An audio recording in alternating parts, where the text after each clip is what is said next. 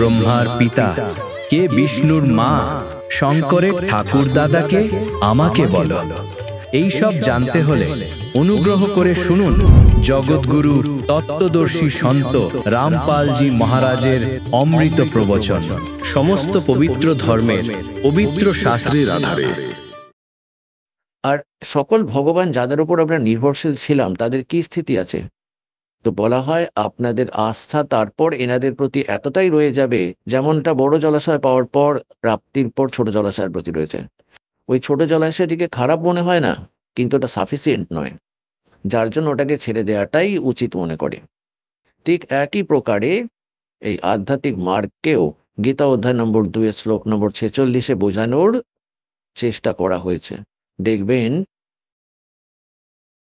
শ্রীমদ্ ভগবদ গীতা অধ্যায় নম্বর 2 এই যে দেখুন, গীতা অধ্যায় নম্বর 2 আর শ্লোক নম্বর 46,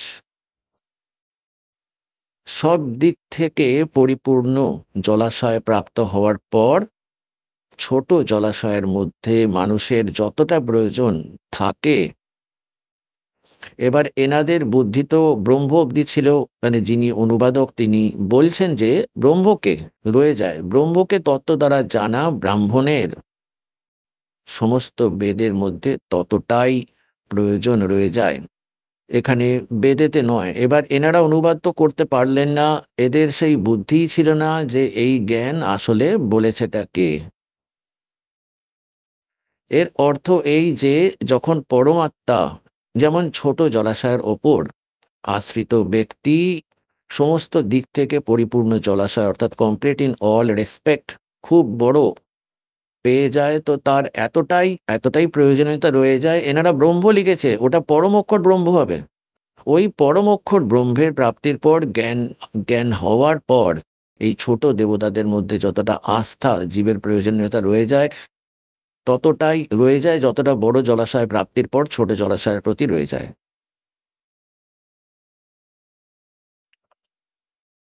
এবার পুণ্যাত্মারা সবার প্রথমে আমাদের এটা দেখতে হবে যে পরমাত্মাকে চিনব কিভাবে। এবার পরিচয় তো আমরা ভগবানের পরিচয় বা পরমাত্মার বিষয় শুনেছি কোথা থেকে? আমাদের ধর্মগুরুদের থেকে। আমাদের ধর্মগুরুরা কি বলতেন? যে আমরা বেদ থেকে জ্ঞান বলছি, আমরা শ্রীমদ্ ভগবদ গীতা থেকে আপনাকে বলছি, আমরা পুরাণ থেকে আপনাদেরকে জ্ঞান দিচ্ছি। তা আজ অবধি আমরা হিন্দু ধর্মে জন্ম প্রাণী আমাদের এই সৎ গ্রন্থগুলিকে সত্য মনে করে আসছি, যে আমাদের ধর্মগুরুরা পুরাণ থেকে, গীতা থেকে আর বেদ থেকে পবিত্র সৎগ্রন্থ এগুলোকেই জ্ঞান বলে এসেছেন। ওই সময় আমরা শিক্ষিত ছিলাম না, আমাদের পূর্বপুরুষ শিক্ষিত ছিলেন না। শিক্ষা প্রাপ্ত করার জন্য কেবল একটি বর্ণের অধিকার ছিল ব্রাহ্মণদের, এবং সমাজ ওই ব্রাহ্মণদেরকে এই ছোড় দিয়ে দিল যে আপনারা এই বেদ ও সদ্গ্রন্থগুলিকে বুঝুন, তারপর বুঝে নিয়ে আমাদেরকে বলুন, আর আমাদেরকে এতে যে দিশা নির্দেশ আছে আমাদেরকে তা বুঝান, আমরা সেভাবেই আমাদের জীবন যাপন করব এবং সেভাবেই আমরাও পরমাত্মার ভক্তি করব। আর এটার জন্যও তাদেরকে ফ্রি ছিল দিলে যে আমরা আপনাদেরকে দক্ষিণা দিয়ে দেব, আপনারা নিজেদের নির্বাহ চালাবেন ওটা দিয়ে, এবং সদ্গ্রন্থগুলিকে ভালোভাবে গভীরভাবে জানুন, তারপর আমাদেরকে বলুন। ওনারা টিচার ছিলেন, টিচার বানানো হয়েছিল। এবার ওই ধর্মগুরুরা যেমনই হোক জ্ঞান বুঝলেন, সেটাও আপনারা জানলেন। আপনাদেরকে কি বলা হয়েছিল? যে ব্রহ্মা বিষ্ণু মহেশ সর্বেশ্বর, এনাদের কোনো মাতা পিতা নেই, এনাদের জন্ম মৃত্যু হয় না, এনারা সর্বেশ্বর। আর কিছুজন কি বলেছেন? যে ব্রহ্ম হলো সুপ্রিম পাওয়ার, ব্রহ্ম। তো পুণ্যাত্মারা এগুলো তো বাচ্চাদের মতো ব্যাখ্যা ছিল, অবুঝ বালকদের দন্ত কথা, লোক বেদ শুনে শোনানো অজ্ঞানতায় সমস্তটা পরিপূর্ণ। এখন প্রথমত আপনাদেরকে দেখাই যে ব্রহ্মা বিষ্ণু মহেশের জন্ম মৃত্যু হয় এবং এনাদের মাতা পিতা আছে। বিশেষ করে হিন্দু ধর্ম কমপ্লিটলি এই দুই দেবতার ওপর আশ্রিত রয়েছে, শ্রী বিষ্ণুজি এবং শ্রী শঙ্করজি। তারপর যে যার মতো আমরা জ্ঞান লাভ করতে থাকলাম, বিভক্ত হতে থাকলাম। কেউ হনুমানের পুজো করছে, কেউ দুর্গাকে আঁকড়ে বসে আছে, তো কেউ কেউ আবার কালী মায়ের ভক্তিতে লেগে আছে, তারই পূজায়। তারপর আরও নিম্ন স্তরে চলে এলাম আমরা, যে নিজেরাই কোথাও 4টি ইট লাগিয়ে সেখানে পুজো করতে লাগলাম। আবার কোথাও মন্দির, মসজিদ, গুরুদুয়ারা বানিয়ে সেখানে পরমাত্মাকে খুঁজতে লাগলাম। কিন্তু প্রধান রূপে হিন্দু ধর্মের লোকেরা, পুণ্যার্থীরা শ্রী বিষ্ণু এবং শ্রী শঙ্করকেই সুপ্রিম মেনে পুজো করে আসছে। আমাদের এটাই বলা হয়েছিল, এনাদের কোনো মাতা পিতা নেই। কেবল ব্রহ্মার মৃত্যু হয় এটাই বলতেন। আয়ু ফিক্স ছিল যে 100 বছরের আয়ু হয়, তারপর আপনা আপনি জন্ম হয়ে যায়। আর এই 3 দেবতা স্বয়ম্ভু। এইসব আজে বাজে কথা শোনাতেন আমাদেরকে। অথচ আমাদের সদ্গ্রন্থ কি বলছে, যে দেবতাদের জীবনীতে কি বলছে, তাদের ইতিহাস কি বলছে। যেই সদ্গ্রন্থগুলিকে আমরা সত্য বলে মান্য করতাম, শ্রীমৎ দেবী ভগবত 3য় স্কন্দ,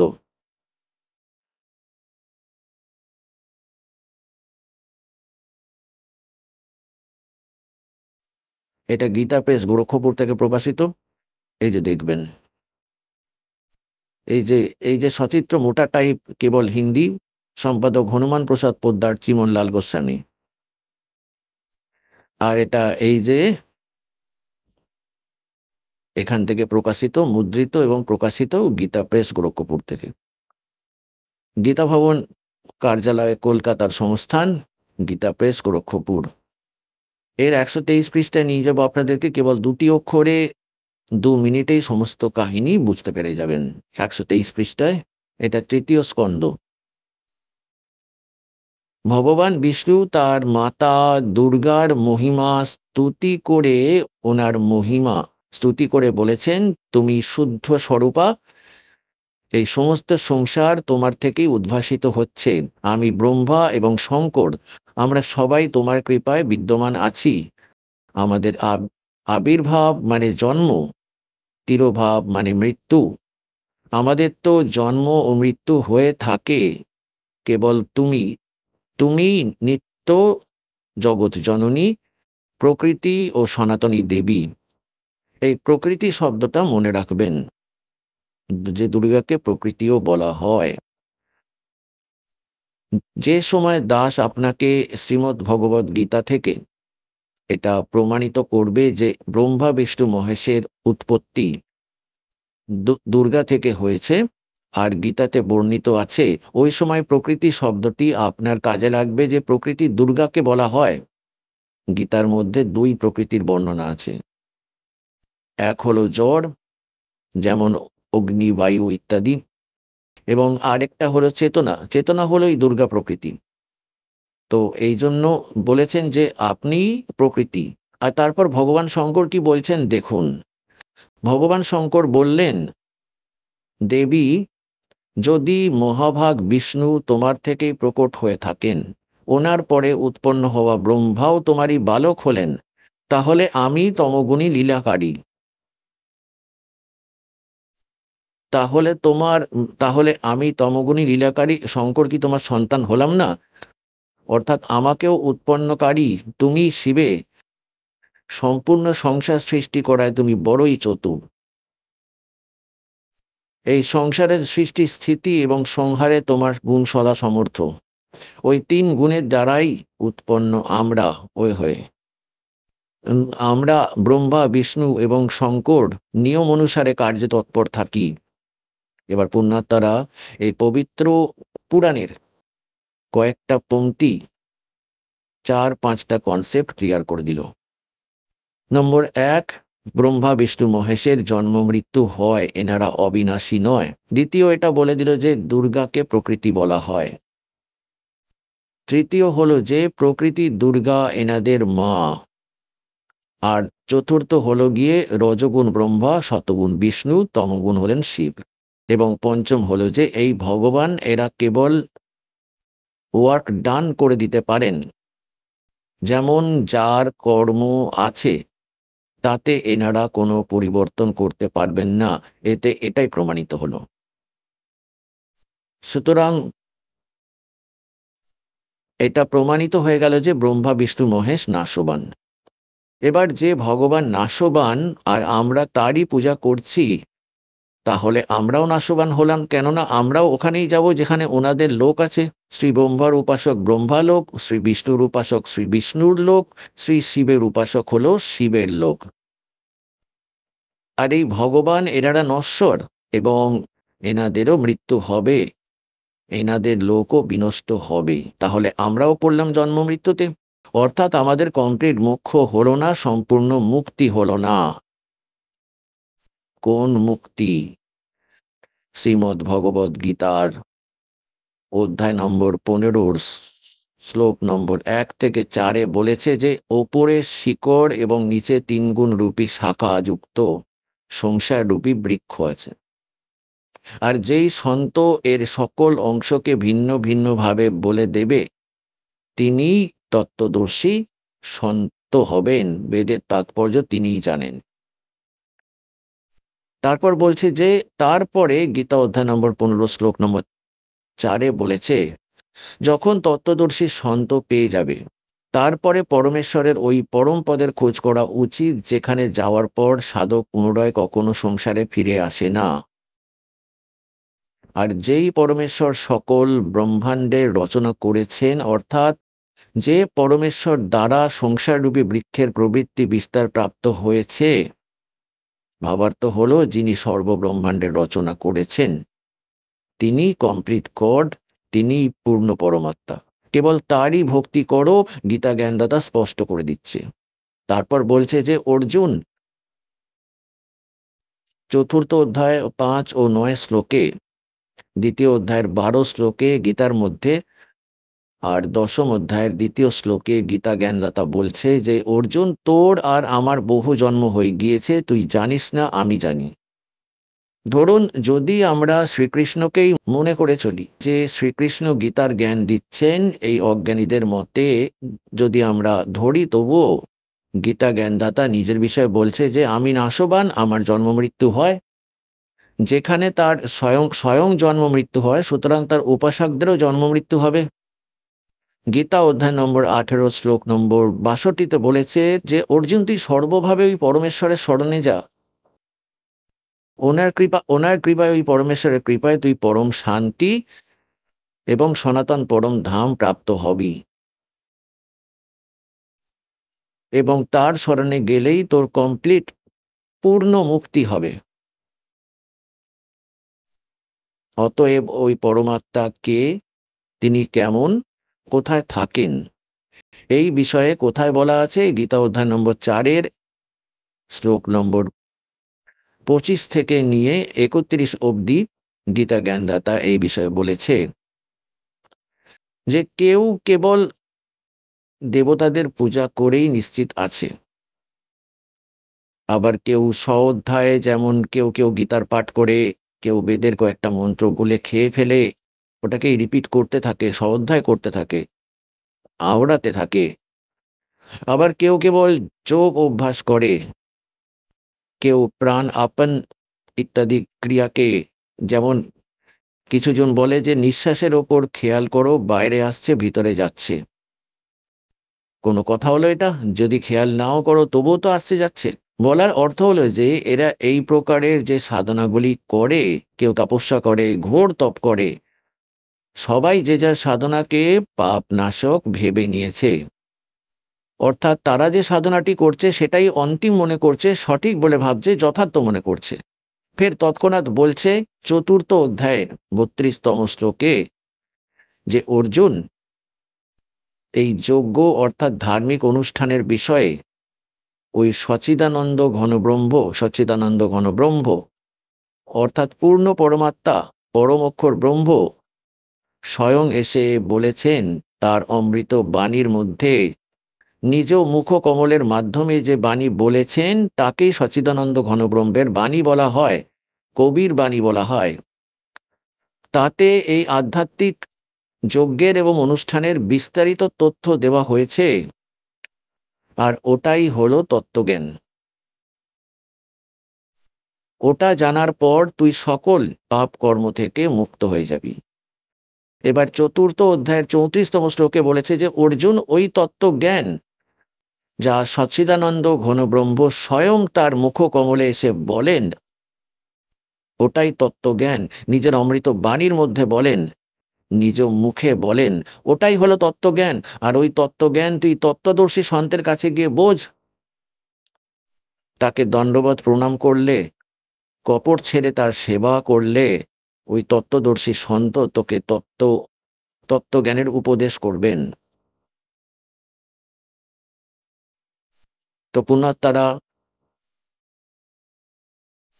এই শ্রীমৎ ভগবদ গীতার অনুবাদকরা তাদের বুদ্ধি শ্রীকৃষ্ণের ওপরেই ফিট করে রেখেছেন, যে শ্রীকৃষ্ণই গীতার জ্ঞান দিচ্ছেন, শ্রীকৃষ্ণই পরম ব্রহ্ম, শ্রীকৃষ্ণই পূর্ণ ব্রহ্ম।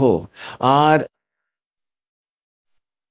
এর ওপর ভিত্তি করেই গীতার অনর্থ করে ফেলেছেন এরা অনুবাদকেরা। অনুত্তমকে তারা সর্বশ্রেষ্ঠ লিখে দিল। অনুত্তম শব্দ 4th শ্রেণীর বাচ্চাদেরকে জিজ্ঞেস করো, ভাই ভাই ব্যাড, ইংরাজি জিজ্ঞেস করো কোনো বাচ্চাকে যে গুড কাকে বলে আর ব্যাড কাকে বলে, উত্তম কাকে বলে, অনুত্তম কাকে বলে। উত্তম শ্রেষ্ঠ, অনুত্তম অশ্রেষ্ঠ, খারাপ।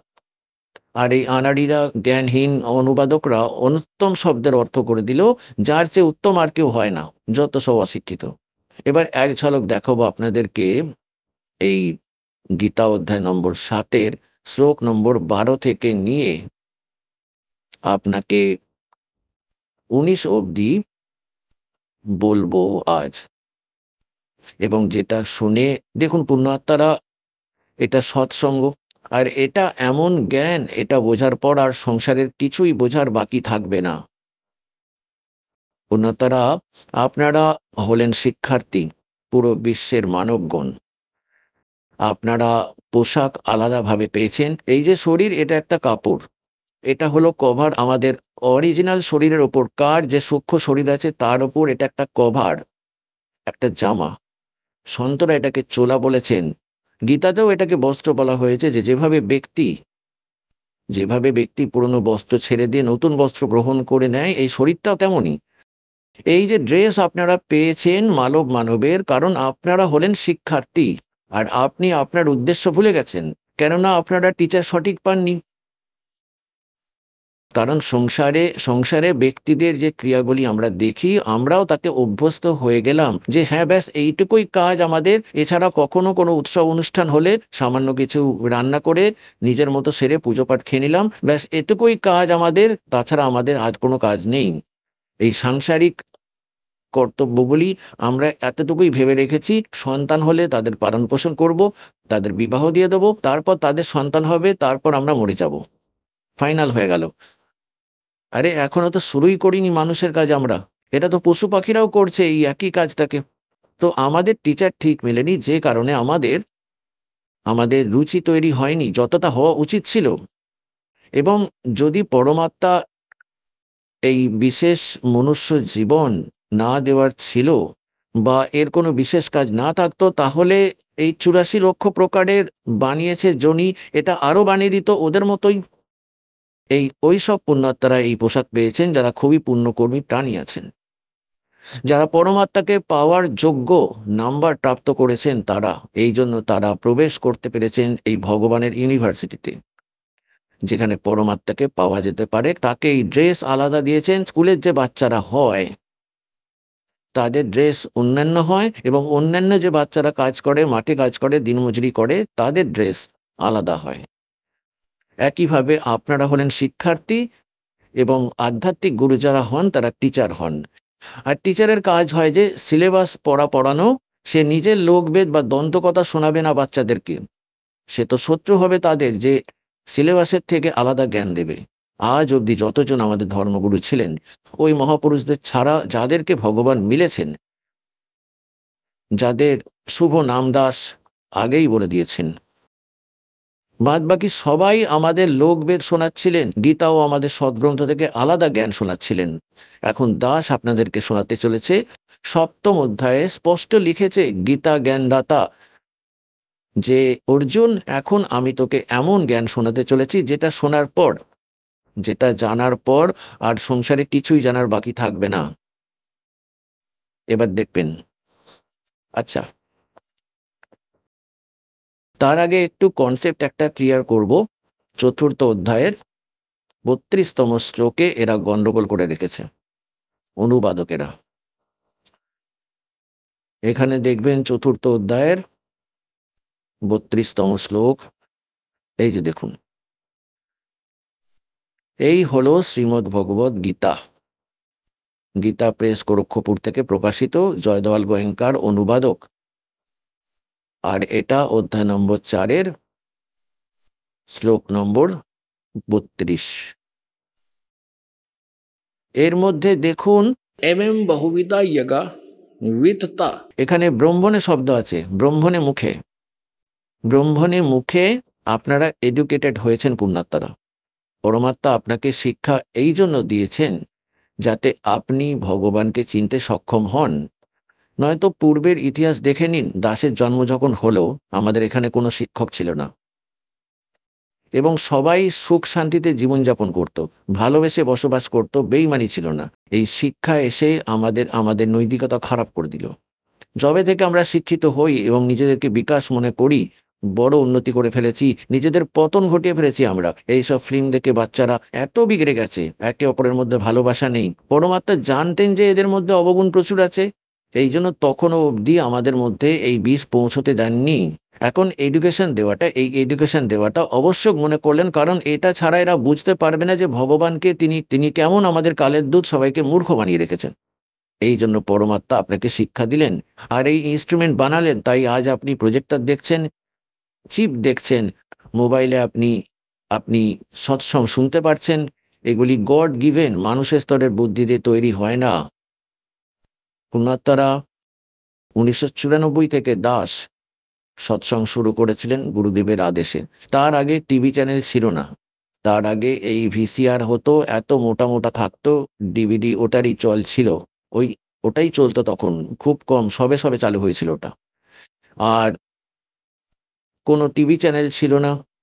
এখন পরমাত্মা বিস্ফোরণ ঘটিয়েছেন, এমন মাধ্যম বানিয়ে দিলেন যে পরমাত্মার বাচ্চারা এই যথার্থ জ্ঞান ঘরে বসেই দেখতে পাবে আর ভগবানকে চিনতে পেরে ছুটে চলে আসবে, নিজেদের কল্যাণ করাবে আর সর্বদার জন্য সুখী হয়ে যাবে।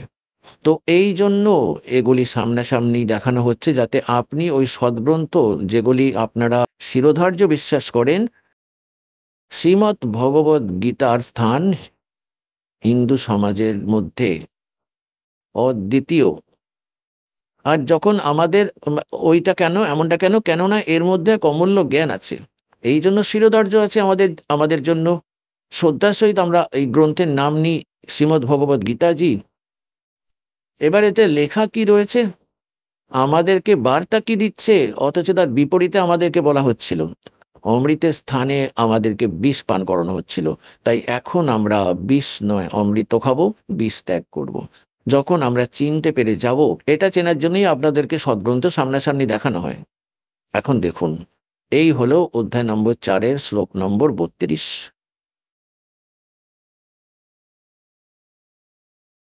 এখানে লেখা আছে বহুবিধা যজ্ঞা বিততা ব্রহ্মণে মুখে।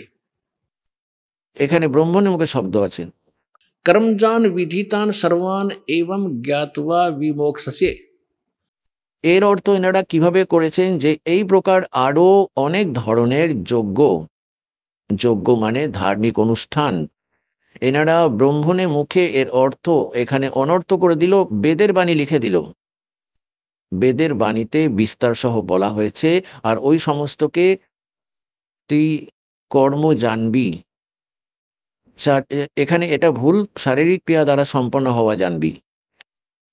এই প্রকার তত্ত্ব দ্বারা জেনে তাদের অনুষ্ঠান দ্বারা তুই কর্মবন্ধন থেকে সর্বদা মুক্ত হয়ে যাবি।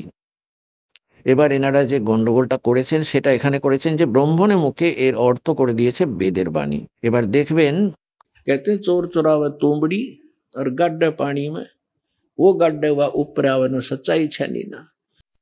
এখন এক চোর কারোর তুম্বা চুরি করে নিল। এবার ওটাকে লুকানোর কোনো জায়গা খুঁজে পেল না, জলের তলায় লুকিয়ে দিল, জলের নিচে। আর এসে বাইরে বসে পড়লো, ততক্ষণে ওটা ফের ওপরে উঠে এলো, সে আবার ডুবিয়ে দিল, ফের সেটা জলের ওপরে উঠে এলো। তারা অনেক চেষ্টা করলো ওই সত্যিটাকে ওই তুম্বার মতো জলের নিচে লুকানোর, কিন্তু লুকানো যায় না জলের নিচে তুম্বা। তো এবার দেখুন গীতা অধ্যায় নম্বর 17 শ্লোক নম্বর 23-এ একই শব্দ রয়েছে ব্রহ্মণে। এখানে আবার অনুবাদ ঠিক করেছে। এই যে দেখুন অধ্যায় নম্বর 17 শ্রীমৎ ভগবদ গীতা আর শ্লোক নম্বর 23-এ ওম তৎসৎ ইতি নির্দেশা, এই যে ব্রহ্মণে শব্দ আছে, ব্রহ্মণে ত্রিবিধে সমর্থে ব্রাহ্মণা তে বেদা চ যজ্ঞা চ বিহিতে পুরা। এর অর্থ এনারা সঠিক করেছেন এখানে। ওম ওম তৎ তৎ সৎ সৎ, এইরকম 3 প্রকারের ব্রহ্মণে মানে সচ্চিদানন্দ ঘন ব্রহ্মের নাম বলা হয়েছে। এই ব্রহ্মণের মানে এটা হচ্ছে আসল ব্রহ্মণে, মানে সচ্চিদানন্দ ঘন ব্রহ্ম। তো পুণ্যাত্মারা, ব্রহ্ম শব্দের অর্থ এমনিতে পরমাত্মা হয়, কিন্তু ব্রহ্ম মানে যেমন ঈশ মানে কি হয়? স্বামী, মালিক, পরমাত্মা। ঈশ বলো বা ব্রহ্ম বলো, তারপর পরব্রহ্ম শব্দ আসে, আমরা পেলাম পরব্রহ্ম, অর্থাৎ এর পরের ব্রহ্ম, ব্রহ্মের পরবর্তী, যেমন পিতামহ, প্রপিতামহ, পিতামহের পরের পিতামহ মানে নেক্সট গ্র্যান্ডফাদার। তাহলে ব্রহ্ম, তারপর পরব্রহ্ম, তারপর আমরা শুনছি পূর্ণ ব্রহ্ম। আর মহাপুরুষদের বাণীতেও আমরা শুনেছি পার ব্রহ্ম। পার ব্রহ্মের অর্থ হলো কমপ্লিট, সবার ওপরে, সর্বোপরি যিনি, সবার শেষের যিনি।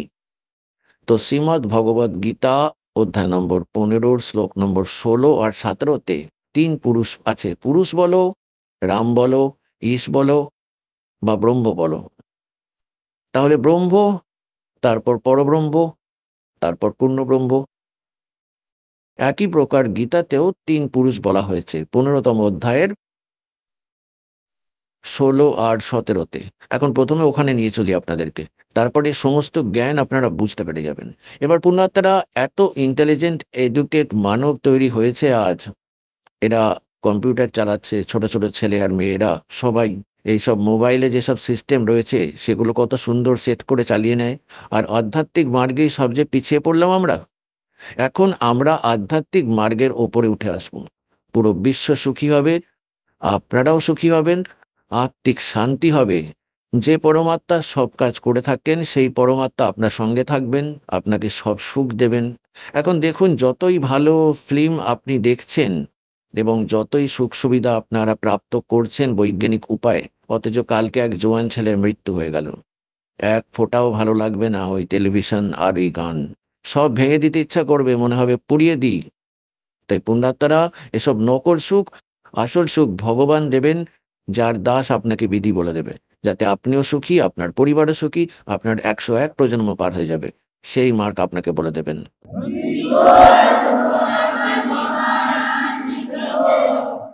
এবার দেখবেন 15তম অধ্যায়ের 16 আর 17-তে 3 পুরুষ আছে, 3 ভগবান আছে, 3 ব্রহ্ম আছে। অধ্যায় নম্বর 15 এই যে শ্লোক নম্বর 16 এখানে আছে, এতে এতে লেখা আছে যে দ্বৌ ইমৌ পুরুষৌ লোকে सर्च अक्षर एवं च सरय सर्वाणी भूतानि कुटस्थ अक्षर उच्चते। 16তম শ্লোক এর অনুবাদ এখানে করেছেন। এই সংসারে নশ্বর আর অবিনাশী উভয়, এই 2 প্রকারের পুরুষ আছে। এখন দেখুন, এনারা বলছেন খড় মানে নাশবান, অক্ষর মানে অবিনাশী করে দিল। এখানে লিখতে হতো এই সংসারে খড় পুরুষ এবং অক্ষর পুরুষ। এই যে পুরুষও আছে না, সংস্কৃতে এটা 2 ক্ষেত্রেই যুক্ত করা যায়, খড় পুরুষ এবং অক্ষর পুরুষ, এই 2। আর এগুলো দেখলে নশ্বর আর অবিনাশী এই 2 প্রকারের পুরুষ রয়েছে, অর্থাৎ পরমাত্মা বা প্রভু বা ভগবান অথবা ঈশ বা স্বামী আছে, সবটাই একজন। আর সম্পূর্ণ প্রাণীদের শরীর তো নশ্বর জীবাত্মা, অবিনাশী বলা হয়। এবার কি হলো যে খড়পুরুষ কতটা মালিক, অক্ষর পুরুষ কতটা মালিক, আর পরম অক্ষর। আচ্ছা, এই তৃতীয় জনকে আগে দেখতে হবে। তৃতীয় জন হলো পরম অক্ষর পুরুষ। এখানে আপনার 15তম অধ্যায়ের 16তম শ্লোকে দুই পুরুষ আছে, খরপুরুষ এবং অক্ষর পুরুষ। এই দুই এই দুই প্রকারের পুরুষ আছে এবং এদের অন্তর্গত যত প্রাণী আছে তারা নাশবান, আর এরা নিজেরাও নাশবান। জীবাত্মা তো গাধারও মরে না, কুকুরেরও মরে না। এবার এখানে দেখুন 15তম অধ্যায়ের 17তম শ্লোকে কি লেখা আছে, যে উত্তম পুরুষেতেও অন্যায়। এই উত্তম পুরুষ মানে হলো শ্রেষ্ঠ পরমাত্মা। উত্তম পুরুষ তো এই দুয়ের থেকেও অন্য রয়েছে, খরপুরুষ এবং অক্ষর পুরুষের থেকে। খরপুরুষ, খর আর অক্ষর, নাশবান আর অবিনাশী, দুই প্রকারের পুরুষ আছে। এখানে লেখা আছে 17তম শ্লোকে 15তম অধ্যায়ের, যে উত্তম পুরুষ তো অন্য परमात्मा इति उदाहरते ये लोक त्रयम আবিশ্বরে বিভতি অবৈশ্বরে। ওই হয়, উত্তম পুরুষ তো অন্য কেউ আছে, এই দুয়ের থেকে কেউ অন্য আছে, শ্রেষ্ঠ ভগবান পরমক্ষর ব্রহ্ম তৃতীয় নম্বরই যিনি। উত্তম পুরুষ তো অন্য কেউ আছে যিনি 3 লোকে প্রবেশ করে সবার ধারণা পোষণ করেন, তাকে অবিনাশী পরমেশ্বর পরমাত্মা এই কারণে বলা হয়। একই 15তম অধ্যায়ের প্রথম মন্ত্রে এখানে দেখবেন, 15তম অধ্যায়ের প্রথম মন্ত্রে এতে বলা হয়েছে যে ঊর্ধ্ব মূলম अध शाखम अश्वत्थम प्राहु अवम छंदासी यस्य प्रणानी ये तम वेद स वेदवित। এর অনুবাদ করেছেন কি, ঊর্ধ্ব মূলম, আদি পুরুষ পরমেশ্বরের মূলওয়ালা। এর অর্থ করতে হতো ঊর্ধ্ব মানে ওপরের, মূল এটা তো হলেন পূর্ণ পরমাত্মা, আর অধ শাখম এখানে এরা অধ শব্দের অনর্থ করে দিল ব্রহ্মা রূপ মুখ্য শাখাওয়ালা। না, অধ মানে নিচে হয়, ঊর্ধ্ব মানে ওপরে হয়। এখানে অধ শব্দ দুইবার আছে, অধ অধ দ্বিতীয় শ্লোকে। এখানে এবার ঊর্ধ্বম এটাও আছে। এবার দেখুন এদেরই অনুবাদ দেখব। অধ মানে নিচে, হ্যাঁ, অধ মানে নিচে, অধ মানে নিচে। আর ঊর্ধ্বম মানে ওপরে, ঊর্ধ্বম মানে ওপরে। এবার এখানে দেখুন, আমরা ফিরে আসলাম ওখানেই 15তম অধ্যায়ের প্রথম শ্লোকে।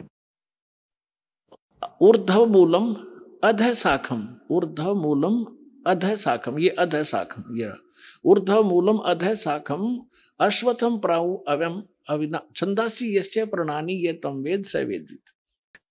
এখানে এনারা ভুল করে ফেলেছেন, এখানে লিখতে হতো উপরের শিকড়ওয়ালা, ওপরের শিকড়ওয়ালা উনি তো হলেন পরমেশ্বর পূর্ণ পরমাত্মা, এটা ঠিক আছে। আদায় শাখাম এটা ভুল করেছে, নিচে শাখাওয়ালা।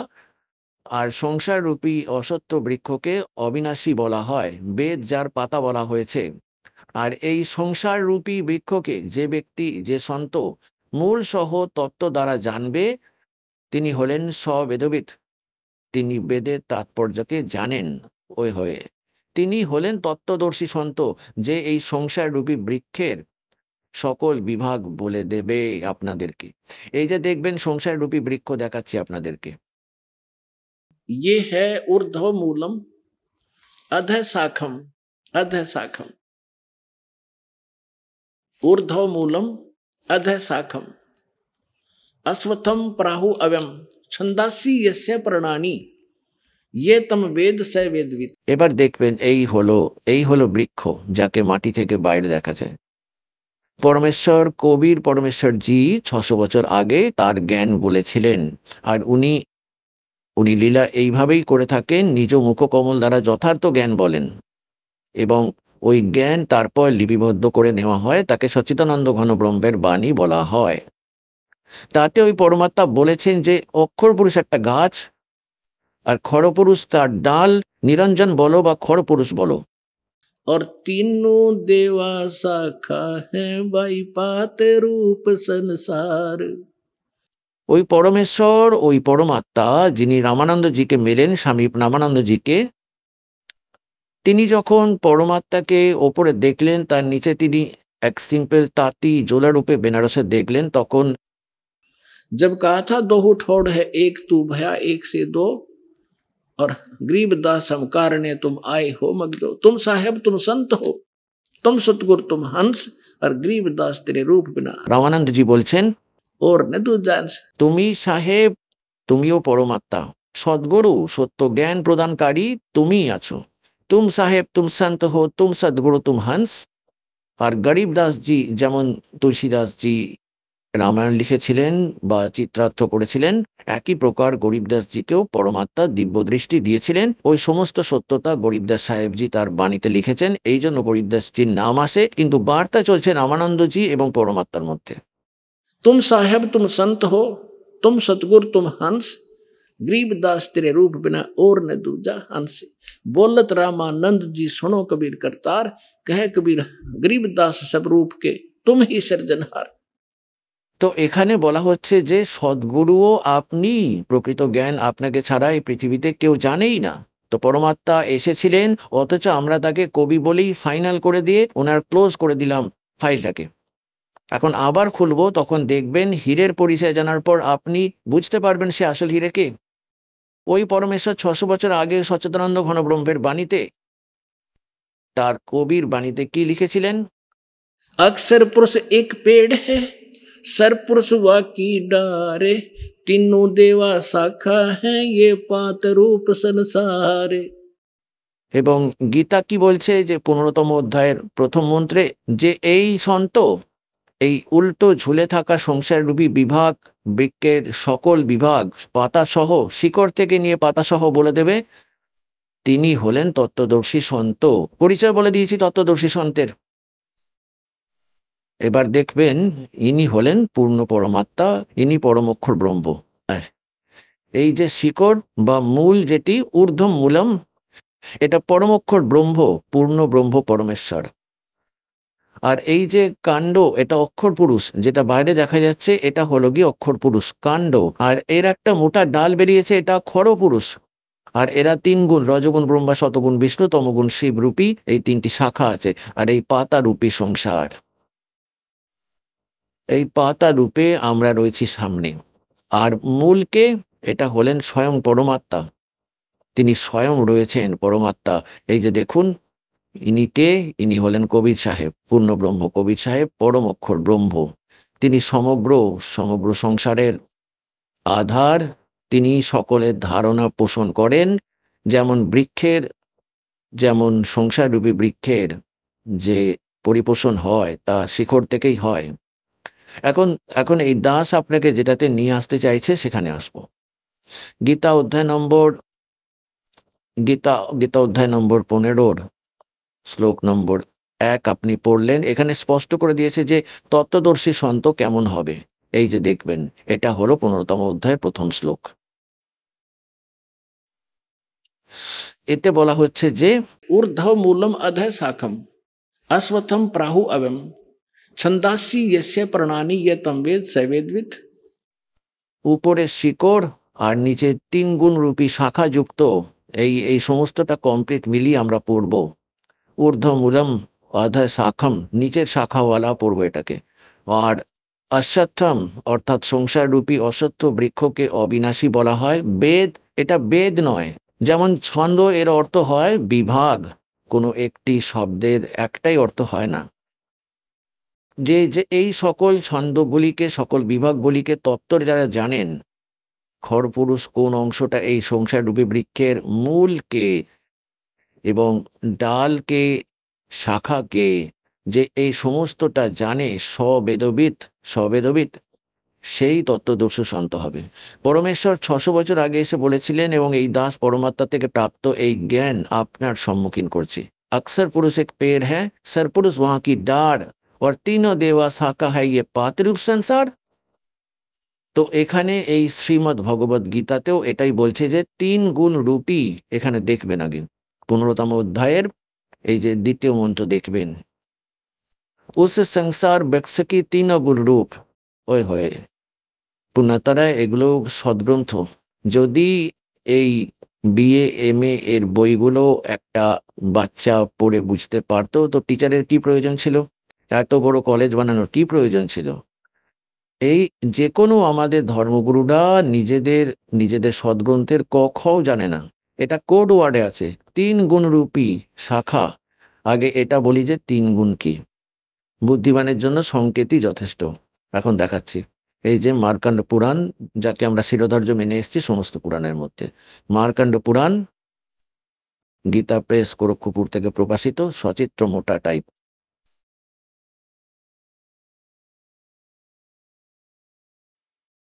গীতা প্রেস গোরক্ষপুর থেকে প্রকাশিত।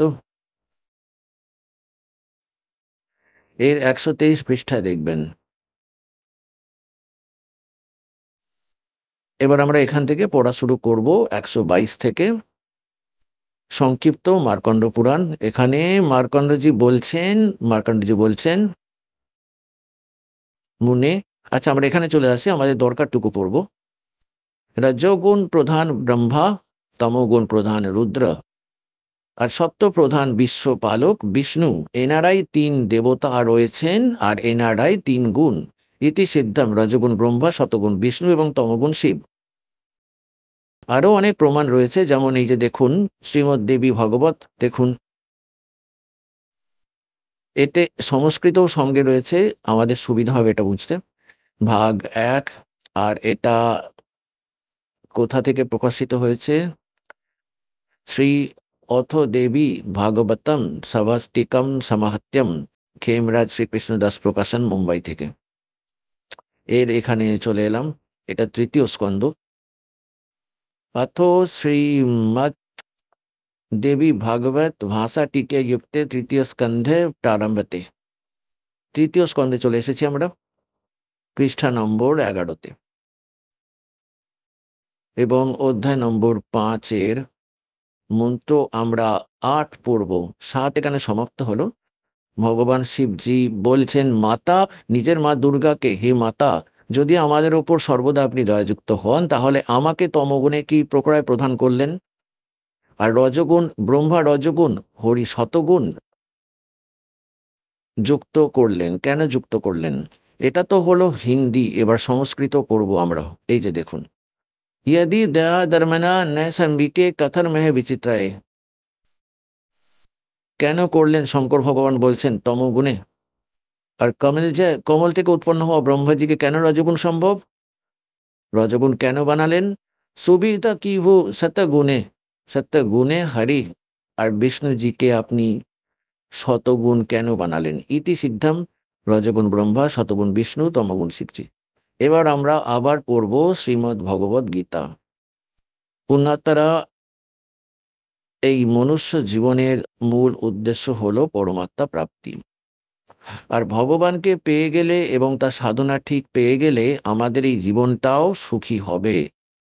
যেই কারণে ভগবানের খোঁজ আমরা করতাম, আর যে কারণে আমরা এই নকল সন্তদের কাছে ফেঁসে গেলাম। যে যেমন সাধনা বললো আমরা করতে রাখলাম, আমাদের পূর্বপুরুষ মারা গেছে, তারা ভূত হয়ে গেছে, তাদের শ্রাদ্ধ করছি, ওনারা ভূতজনই ভুগছেন, আর আমাদেরকে মূর্খ বানাচ্ছেন যে শ্রাদ্ধ করো, তোমাদের পিতা তৃপ্ত হবেন। আগে বাবা 360 দিনে 2-3 বেলা খাবার খেতেন, আর 1 বছরে একদিনই খাইয়েই ওনাকে সর্বদা যেন সুখী করে দেবে। এরা এইসব উল্টো কাজে লাগিয়ে রাখতো আমাদের পূর্বপুরুষদেরকে। এখন আমরা সদ্গ্রন্থগুলিকে বুঝবো যে এতে কি বলা হয়েছে। এবার দেখবেন শ্রীমদ্ ভগবদ গীতা, গীতা প্রেস গোরক্ষপুর থেকে প্রকাশিত। এটা অধ্যায় নম্বর 15, আমরা শ্লোক নম্বর 1 পড়ে ফেললাম। ঊর্ধ্বমূলম अधः शाखम असत्यम प्राहो अभयम छंदासी य पर्णानि यतम वेद स वेदवित्।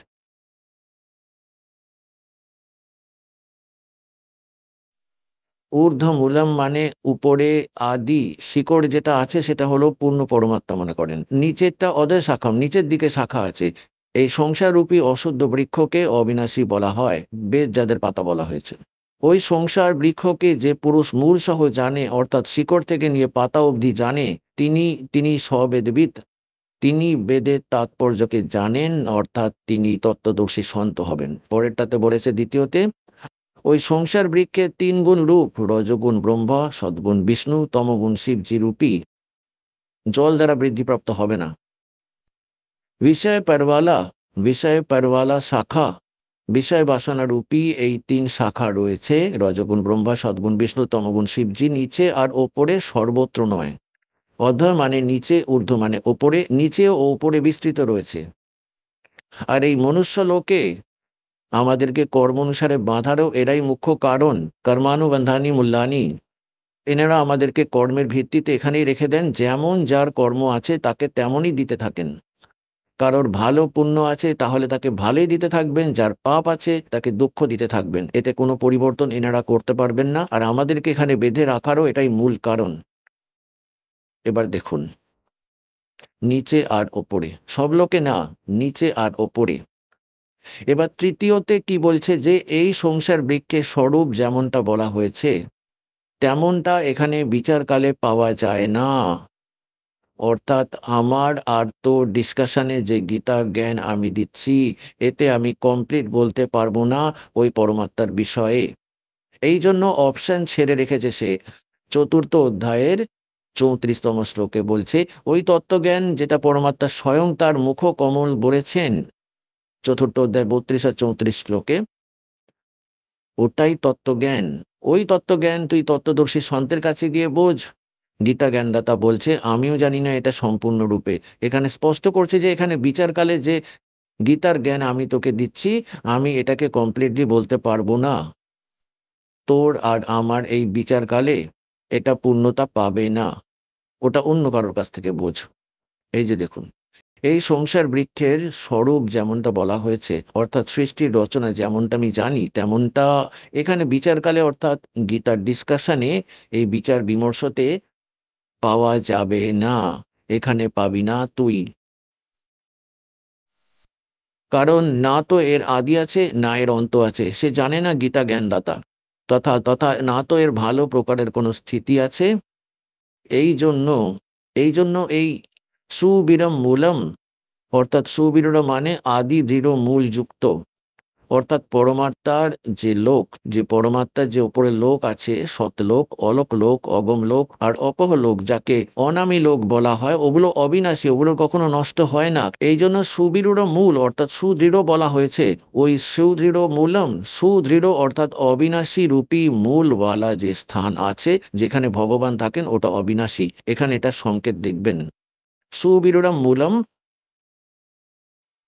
এই অতি দৃঢ় মূলযুক্ত অসত্যম সংসাররূপী অসত্য বৃক্ষকে দৃঢ় এনারা কি বলছেন, অসংশস্ত্রেন ছিত্বা, এটা করে দিয়েছেন বৈরাগ রূপ শস্ত্র দ্বারা কেটে। এখানে বলতে হতো তত্ত্বজ্ঞান রূপী অস্ত্র দ্বারা কেটে, অর্থাৎ ওই তত্ত্বজ্ঞান যেটা সন্ত বলে দেবেন, ভগবানের বলে দেওয়া জ্ঞান তিনি বলে দেন, ওটাই হলো তত্ত্বজ্ঞান রূপী অস্ত্র।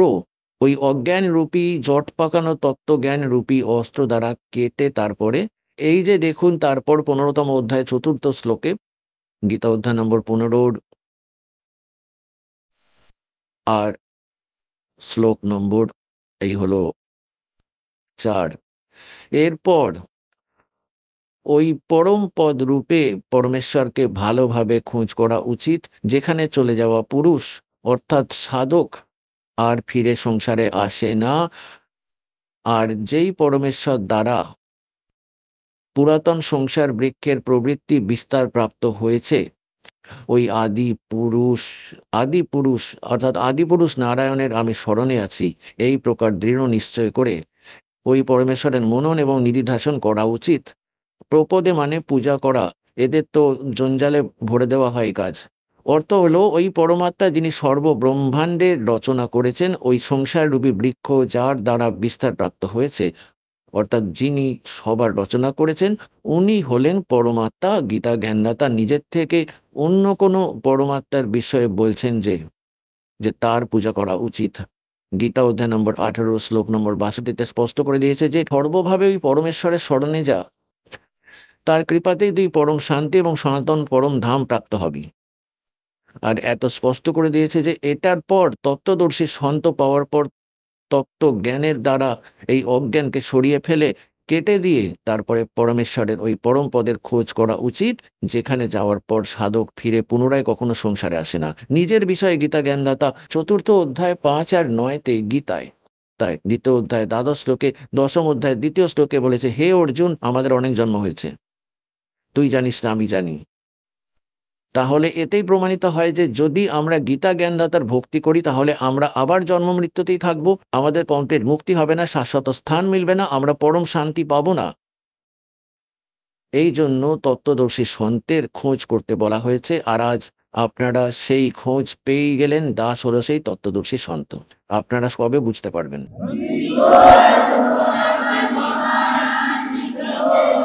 এবার আপনাদেরকে আবার দেখাবো 15তম অধ্যায়ের 16 আর 17 দুটি শ্লোকে।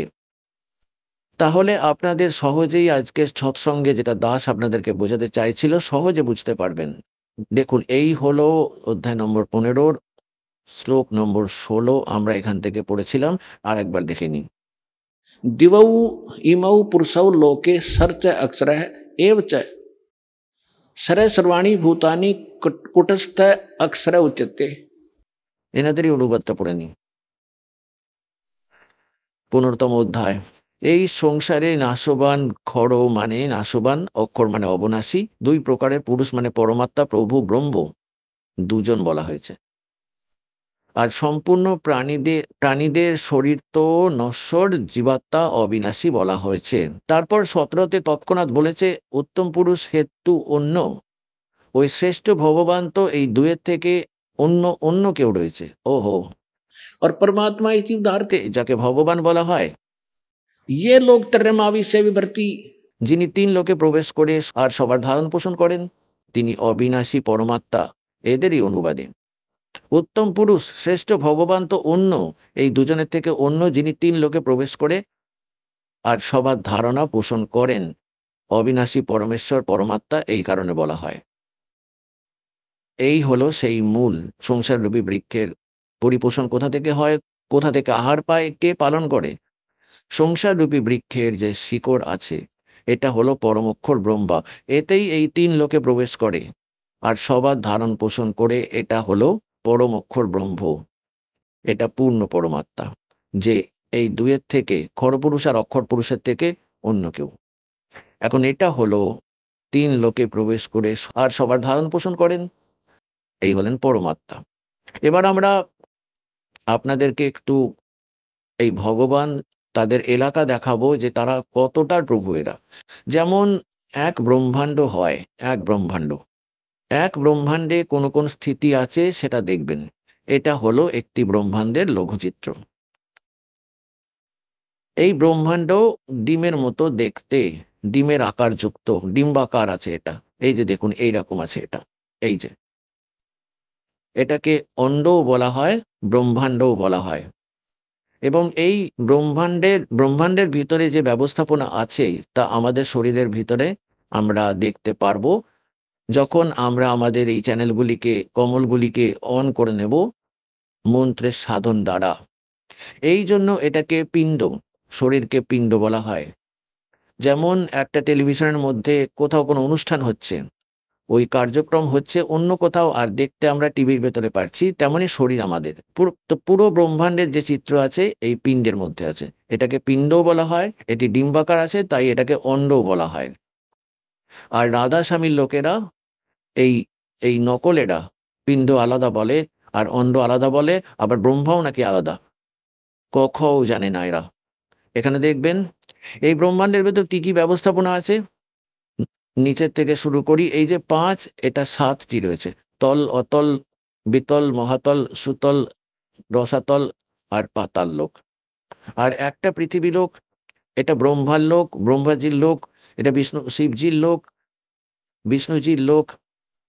আর এটা স্বর্গ, এটা নরক, এটা ইন্দ্রের লোক, এটা মান সরোবর, এটা ধর্মরাজের লোক। আর এটা একটা ব্রহ্মলোক হলো, এর ভিতরে এই সমস্তটা নিয়ে ব্রহ্মলোক বলা হয়। এইটুকুটা ব্রহ্মলোক।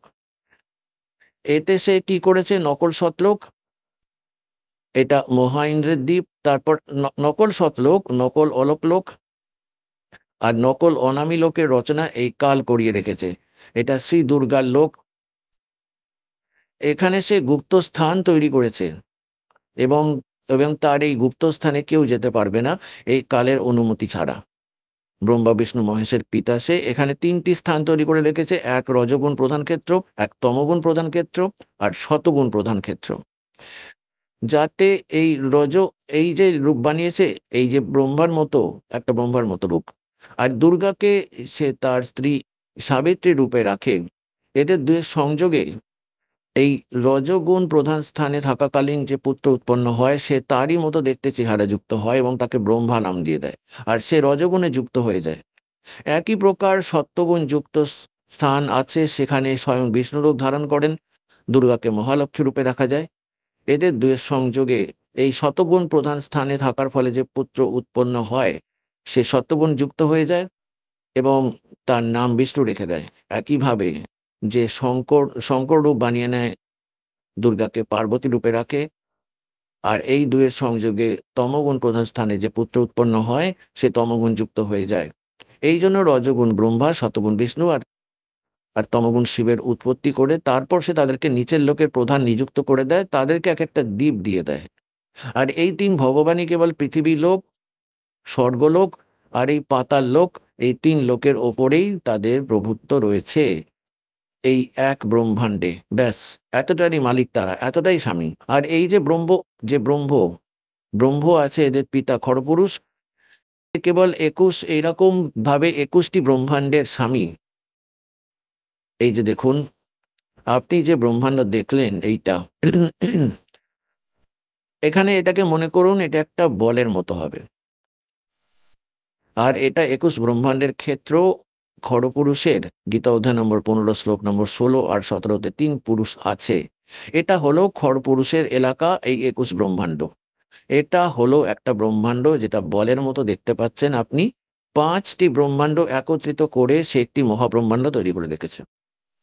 এরকম ভাবে 4টি মহাব্রহ্মাণ্ডের ভেতরে 20টি ব্রহ্মাণ্ড আবদ্ধ করে রাখা হয়েছে। এছাড়াও এক ব্রহ্মাণ্ডের মতোই স্থান আলাদাভাবে আরও রয়েছে, বোঝানোর জন্য এটা এখানে লেখা হয়েছে।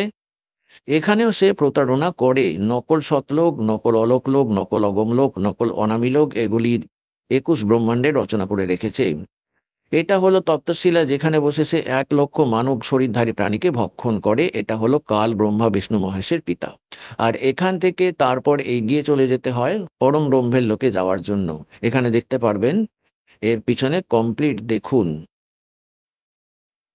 এই হলো কমপ্লিট সমস্ত ব্রহ্মাণ্ডের, অসংখ্য ব্রহ্মাণ্ডের চিত্র বোঝার জন্য। আগে যেটা আপনি দেখেছিলেন ওই 21 ব্রহ্মাণ্ড, এখানে দেখুন সেই 21 ব্রহ্মাণ্ড। এটা খড়পুরুষের এলাকা, খড়পুরুষের। ব্যাস এতটুকুই, এই যে এতটা। আর এরপর হলো এটা পরম ব্রহ্ম হলো বা অক্ষর পুরুষ বলো। এর নেক্সট ব্রহ্ম যে আছে এটা 7 শঙ্খ ব্রহ্মাণ্ড, এর চেয়ে অনেক গুণ বড়। এই অক্ষর পুরুষের কেবল এতটাই স্থান রয়েছে 7 শঙ্খ ব্রহ্মাণ্ডের। আর এই হলো ওই পরম অক্ষর ব্রহ্ম, অসংখ্য ব্রহ্মাণ্ডের স্বামী। এই যে অসংখ্য ছোট ছোট দেখা যাচ্ছে, এগুলি সব ব্রহ্মাণ্ড, সব আলাদা আলাদা আছে। এটা তো এইটুকু স্থান এই দুজনের আর এই পূর্ণ পরমাত্মার, ইনক্লুডিং এই ব্রহ্মাণ্ড, ব্রহ্ম আর পরব্রহ্ম, খড়পুরুষ আর অক্ষর পুরুষ ইনক্লুডিং এই পরমাত্মা, সবার ওপরে ওভারঅল কন্ট্রোল, কুলের মালিক ইনি হলেন ওই পরম অক্ষর ব্রহ্ম। গীতা অধ্যায় নম্বর 8 শ্লোক নম্বর 1 অর্জুন প্রশ্ন করল, হে ভগবান, আপনি গীতা অধ্যায় নম্বর 7 শ্লোক নম্বর 29 বলেছেন যে ব্যক্তি জড়া এবং মৃত্যু থেকে মুক্তির জন্য প্রচেষ্টা করছে এবং এই সংসারের কোনো বস্তুর ইচ্ছাই সে রাখে না, তারা তৎব্রহ্মকে এবং সমস্ত আধ্যাত্মকে এবং সকল কর্ম দ্বারা পরিচিত। সেই ব্যক্তি এখান থেকে জড়া এবং মৃত্যু, জড়া মানে বৃদ্ধ অবস্থার দুঃখ, কষ্ট, বার্ধক্যের, আর মরণ মানে মৃত্যু, এই দুটি দুঃখ থেকে বাঁচার জন্য যারা প্রচেষ্টা করে চলেছে তারা ওই তৎব্রহ্মের সঙ্গে পরিচিত আছে। তৎব্রহ্মকে এখনই আপনাদেরকে বললাম। দেখুন, এটা দেখুন, গীতা অধ্যায় নম্বর 7 29 পড়ব। এই যে দেখুন, শ্রীমদ্ ভগবদ গীতা অধ্যায় নম্বর 7 এটা শ্লোক নম্বর 29 এখানে আছে। এই যে এখানে আমরা সংস্কৃতটাই পড়বো, খুব সহজে বুঝতে পারবো। जरा मरण मोक्षाय, যারা মানে বৃদ্ধ অবস্থা, মরণ মানে মৃত্যু, মোক্ষ মানে মুক্তির জন্য। माम आश्रित यतन्ति ये ते ब्रह्म तत्विदु कर्षणम अध्यात्म कर्म चाखिलम। এর অর্থ হয় যারা আমার এই জ্ঞানকে আশ্রয় করে নেবে, আমি যে জ্ঞান দিয়েছি, অর্জুন তত্ত্বদর্শী সন্তের খোঁজ করে নে ওই পরমাত্মাকে বোঝার জন্য, যেখানে যাওয়ার পর আর পুনরায় কখনো জন্ম মৃত্যু হবে না, পরম শান্তি প্রাপ্ত হবে। যারা আমার এই জ্ঞানকে আশ্রিত করে নেয় আর যারা কেবল জড়া এবং মৃত্যু থেকে মুক্তির জন্য যারা প্রচেষ্টা করছে, তারা তদ্ব্রহ্মের সঙ্গে পরিচিত হয়ে গেছে। আর সমস্ত আধ্যাত্ম জ্ঞান দ্বারা আর সকল কর্ম দ্বারা পরিচিত কেবল তারাই ওই জড়ার মরণ থেকে মুক্তির জন্য প্রচেষ্টাশীল রয়েছে, সংসারের কোনো বস্তুর ইচ্ছা রাখে না। তারপর অষ্টম অধ্যায়ের প্রথম মন্ত্রে অর্জুন জিজ্ঞাসা করলো, কিম তৎ ব্রহ্ম, ওই তত্ত্বব্রহ্ম কি? অষ্টম অধ্যায়ের তৃতীয় শ্লোকে গীতা জ্ঞানদাতা বলছেন, উনি পরম অক্ষর ব্রহ্ম। ওই হয়ে এক খর ব্রহ্ম, 21 ব্রহ্মাণ্ডের স্বামী, তাকে খরপুরুষ বলো বা খরব্রহ্ম বলো।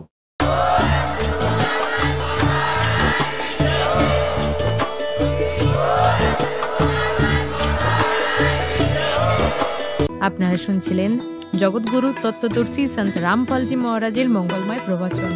অধিক তথ্য জানার জন্য ভিজিট করুন আমাদের ওয়েবসাইট www.jagatgururampalji.org। সন্ত রামপালজি মহারাজের শুভাশীর্বাদে সম্পূর্ণ বিশ্বে 500-এরও অধিক নাম দীক্ষা কেন্দ্র আছে, যেখানে সন্ত রামপালজি মহারাজের দ্বারা অনলাইনে সম্পূর্ণ বিনামূল্যে নাম দীক্ষা দেওয়া হচ্ছে। আপনার নিকটবর্তী নাম দীক্ষা কেন্দ্রের ঠিকানা জানার জন্য যোগাযোগ করুন 918882914911।